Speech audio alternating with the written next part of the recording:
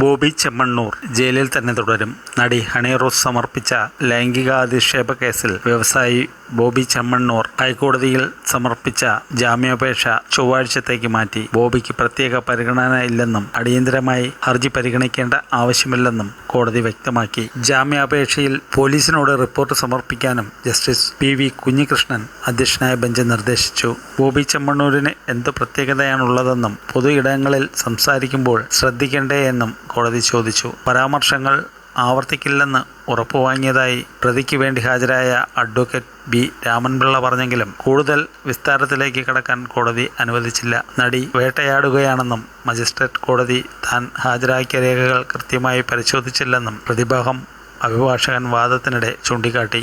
2 ദിവസം കോടതി അവധിയായതിനാലാണ് ജാമ്യത്തിനായി ഹൈക്കോടതിയെ തന്നെ ബോബി ചെമ്മണ്ണൂർ സമീപിച്ചത്. എങ്ങനെയെങ്കിലും ജാമ്യം വാങ്ങിയെടുക്കുമെന്ന പ്രതീക്ഷയും ഉണ്ടായിരുന്നു. കഴിഞ്ഞ ദിവസം Ernakulam judicial first class magistrate കോടതി ബോബിയുടെ ജാമ്യഹർജി തള്ളിയിരുന്നു. പിന്നാലെ 14 ദിവസത്തേക്ക് റിമാൻഡ് ചെയ്യുകയും ചെയ്തു. കാക്കനാട് സബ് ജയിലിലാണ് ബോബി ചെമ്മണ്ണൂരുള്ളത്.